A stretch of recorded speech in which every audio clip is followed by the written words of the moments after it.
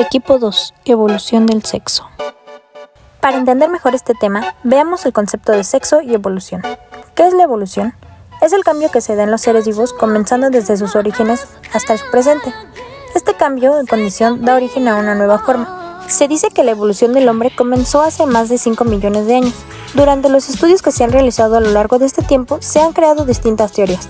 Lamarck con la teoría de los caracteres adquiridos, Mendel con la teoría de las mutaciones. Y aquí también entra lo que es la religión, con la teoría del creacionismo. Y finalmente la más aceptada, la teoría de la evolución de Darwin. El sexo es uno de los grandes enigmas de la biología evolutiva. Las evidencias disponibles actualmente sugieren que la reproducción sexual es muy antigua, cercana al origen de los primeros eucariotas. En los registros fósiles de eucariotas, la reproducción sexual apareció en el Eón proterozoico. Todos los organismos eucariotas se reproducen sexualmente, derivan de un ancestro común, el cual era una sola especie unicelular.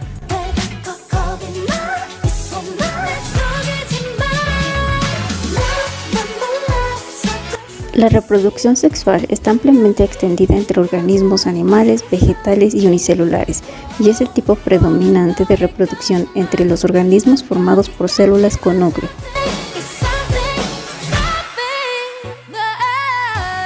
Podríamos definir el sexo como el proceso por el cual resulta un individuo que contiene un genoma producto de la mezcla de material genético procedente de dos o más replicantes independientes.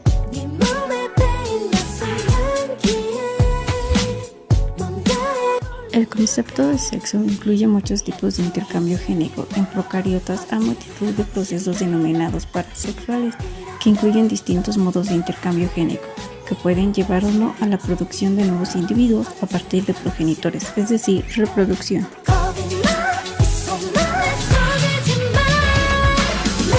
Tras la aparición de la célula eucariota, el sexo incluye procesos tales como la fusión nuclear, conjugación, singamia o sobrecruzamiento entre cromosomas homólogas en seres diploides.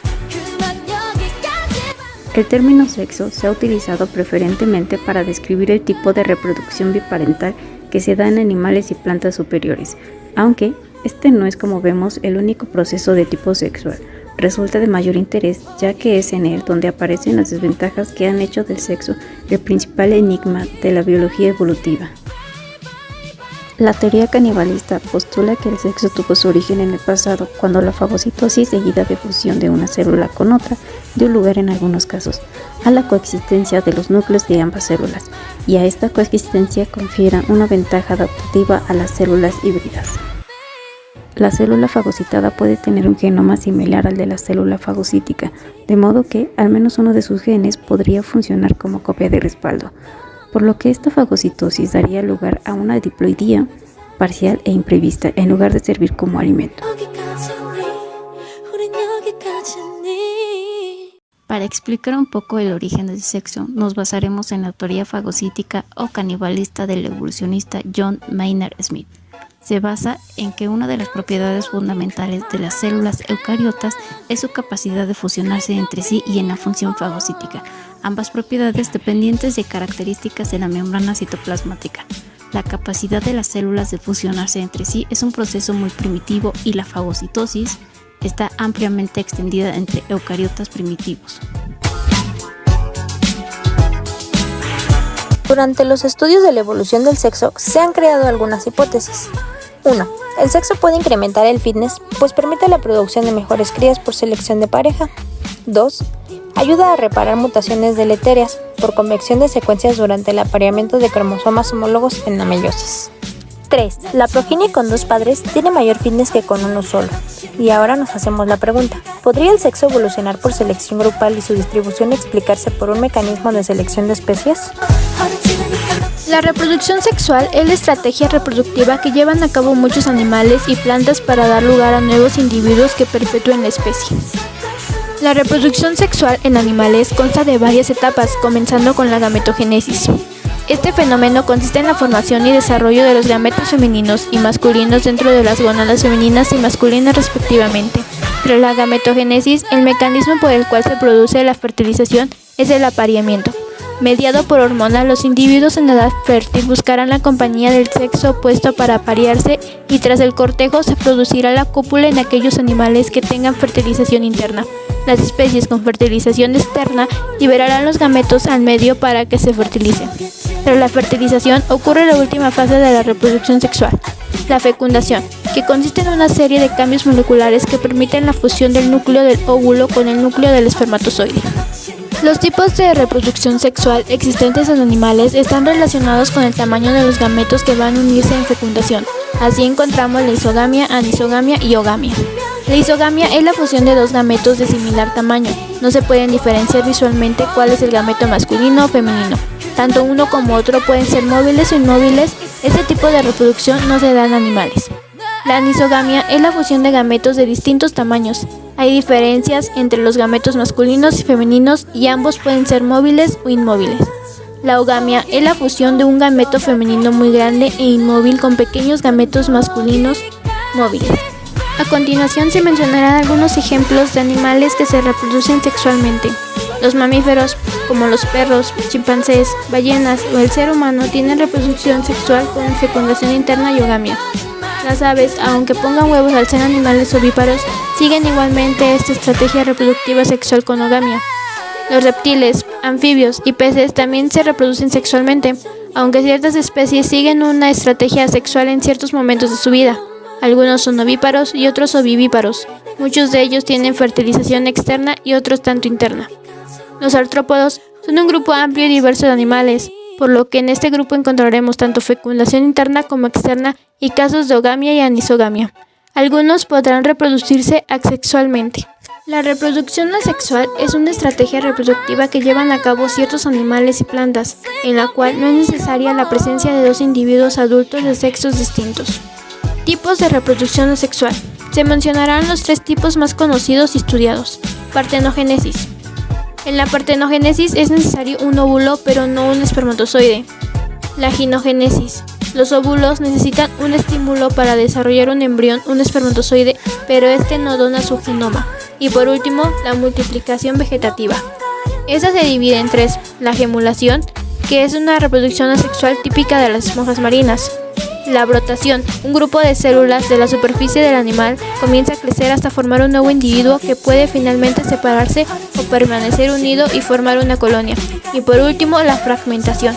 En este tipo de reproducción, un animal puede partirse en uno o varios trozos, y de cada uno de esos pedazos se desarrolla un nuevo individuo completo. Muchos organismos se valen de la reproducción asexual para perpetuar la especie en momentos pocos idóneos. A continuación, mostraremos algunos ejemplos. La esponja de agua dulce puede reproducirse por gemulación. La planaria se reproduce por fragmentación. Si se corta en varios trozos, cada trozo producirá un nuevo individuo. La salamandra o ajolote puede reproducirse por ginogénesis. La culebrilla ciega se reproduce por partenogénesis. Y por último, las hidras pueden reproducirse por brotación.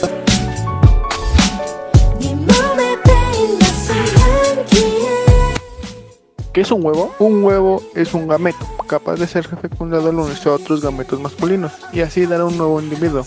Normalmente la fecundación es interna gracias al sexo, y entonces se produce la salida del gameto fecundado que pasa a ser un cigoto, o sea una célula capaz de dividirse y crear un nuevo ser. Esto se ve gracias a los huevos omnívoros que pudieron aparecer hace unos 325 millones de años, como las gallinas y otros animales. ¿Qué se creía del huevo? Tanto los antiguos egipcios y griegos vieron en el huevo la representación de 4 elementos que forman el universo: el huevo, que era la yema; el agua, que era la clara; la tierra, que era el cascarón; el aire era el espacio vacío en el del extremo superior. No sorprende que entre los romanos tuviera el dicho Homo vivit ex, que decía que todo lo vivo procedía del huevo, y también colocaban huevos sobre las tumbas. Restos de aquellos cascarones gigantes, puede ser de avestruz, que se conservaban. Era tradicionalmente relacionado al huevo con la eternidad, simbolizando el origen de la vida de las cosas. Hablemos del huevo. Como podemos imaginar, las gallinas no inventaron los huevos. Los huevos existieron muchísimo antes de que las gallinas aparecieran en la línea evolutiva. Algunas investigaciones indican que probablemente los huevos más rudimentarios no tenían cascarón ni complejo estructural que tienen ahora. Aparecieron hace unos 600 millones de años atrás y los puso un animal parecido a la esponja actual que se llama Dickinsonia. El huevo amniota como el de las gallinas, por acelerar algunos millones de años de explicación, aparecieron probablemente con los primeros reptiles, es decir, hace unos 325 millones de años, o puede ser que un poco más tarde. Hablemos del primer huevo. Este huevo, al contrario que su primo cercano, el amniota, está cubierto de una capa dura y posee un amnios, un corión y una anantoides, tres capas que aseguran la supervivencia del embrión dentro del huevo. Todas estas medidas de aseguración aparecieron con la necesidad de poder poner los huevos en el lugar seco sin que peligrara la vida de las crías, teniendo en cuenta que este sistema aparecería con los reptiles y con las aves. Como podemos darnos cuenta, el primer huevo no tenía una capa dura y pues no aseguraba la supervivencia del embrión. Un gran paso de la evolución de los vertebrados fue durante el Carbonífero, con el surgimiento del huevo amniota, considerada la principal innovación en la historia de estos organismos. Este suceso se ha comparado con la aparición de la mandíbula inferior o la migración de los animales de agua a la tierra, eventos evolutivos que probablemente procedieron al gran momento. La perfección del huevo amniota abrió nuevas áreas para el desarrollo de los animales con espina dorsal, haciendo más independientes del agua a los vertebrados terrestres durante su historia de la vida individual. Entonces, ¿cómo apareció el huevo que conocemos? Muy sencillo. Si los primeros huevos no tenían corteza dura y eran muy primitivos, en algún punto debieron volverse duros y corriosos. Este carácter solo puede adquirirse mediante una mutación, que es la manera que tiene la evolución de cambiar las cosas. Los caracteres solo pueden adquirirse, para que lo entendamos, en la transmisión de genes, es decir, mediante las células reproductoras. Por tanto, fue el huevo el que empujó a la gallina ancestral a poner un huevo con más cáscara y no al revés. Muchas personas hoy en día creen que el huevo, al provenir de un gameto, el ovocito es una única célula. Si bien los huevos son gametos, estos han sufrido previamente una fase previa de desarrollo embrionario, dividiéndose millones de veces para dar la estructura compleja, tanto interna como externa, que forman al huevo. Pero su procedimiento ha llevado a más de un profesor a divulgar, a afirmar que el huevo de avestruz es la célula más grande que se conoce. Eso no es cierto, aunque algún día contaremos cuál es la célula más grande conocida. El tamaño de los huevos. Habitualmente existe la creencia de que el avestruz es el animal que pone un huevo más grande. Sin embargo, esta afirmación es falsa, pues el récord lo tienen los tiburones, en concreto el tiburón ballena, ya que sus huevos suelen rondar los 20 centímetros de largo e incluso superar estas medidas y llegar hasta los 30 centímetros. El desarrollo embrionario en mamíferos es, por definición general, un proceso que ocurre desde la fecundación hasta el nacimiento del individuo. Con relación a la evolución, se supo o se creía antes que las determinadas similitudes entre embriones de peces, aves, mamíferos y seres humanos demostrarían ser antepasados comunes parecidos al de los peces. Hoy en día se sabe que, por parte de los embriólogos modernos, que la presencia de tales órganos se debe a las diferentes necesidades fisiológicas del embrión durante el desarrollo y no a su pretendido parentesco evolutivo con los peces, es decir, que la forma de los órganos viene impuesta por exigencias fisiológicas y no por su filogenia. Como parte de un evento importante durante el desarrollo está la fecundación, que por definición general es la unión de células reproductoras de sexos contrarios, es decir, de los gametos, y que tienen como propósito la fusión de núcleos respectivos y parte del citoplasma. La segmentación, como otro evento importante y como definición general, es la repetida división por mitosis del óvulo fecundado hasta llegar al estado de blástula. En los mamíferos es una segmentación holoblástica rotacional y es un proceso conocido como estado embrionario preimplantatorio. La segmentación tiene lugar durante 12 y 24 horas. Se presentan tres tipos. La segmentación o la primera segmentación es una división meridionalmente de dos blastómeros hijos de igual tamaño, mientras que en la segunda es una división meridional y la otra ecuatorial. La tercera segmentación son donde los blastómeros se aproximan para formar uniones estrechas con el propósito del intercambio y el flujo de iones y moléculas, así como la formación de una estructura de aspecto de mora. A partir de ahora, las células del exterior secretarán fluido hacia el interior de la mórula mediante un fenómeno llamado cavitación y va a dar una cavidad llamada blastocele. En el estadio de blastocisto se puede diferenciar dos zonas, trofoblasto y masa celular interna. La gastrulación en especial en los mamíferos, se desarrolla en el interior de la madre. Este hecho es, en su anatomía, es una forma en la que puede diferenciarse de otros por un órgano fetal, que es la placenta. Aquí lo primero que ocurre es una segregación de una capa de células de la masa celular interna, que se forma el hipoblasto, que es el que tapizará el blastocele y dará lugar al endodermo del saco vitelino. El resto de las células de la masa celular interna se le denomina epiblasto y dará lugar al embrión en sí. El hipoblasto es donde va a aparecer la línea primitiva, a través de la cual van a migrar las células precursoras del endodermo y el mesodermo. Por otra parte, este epiblasto va a dar lugar al ectodermo del embrión y partes del epiblasto va a dar lugar al tejido que va a revestir el amnios. Esta cavidad amniótica se llena de líquido que es el encargado de absorber los productos de desecho y evitar la desecación del mismo embrión. Por otra parte, el trofoblasto dará lugar a un tejido llamado sinciotrofoblasto, que va a ser el encargado de penetrar en el tejido uterino para que el embrión pueda implantarse. También se formará un órgano llamado corión, formado por tejido trofoblástico y mesodermo, que presenta vasos sanguíneos y junto con la pared del útero formará la placenta en sí. El último evento, que serían el origen de las capas germinales o organogénesis, es donde las primeras células que segregan la masa celular interna forman el hipoblasto, que da lugar al endodermo extraembrionario, y que el resto de la masa celular interna dará al epiblasto, que da lugar a las células endodérmicas, ectodérmicas y mesodérmicas.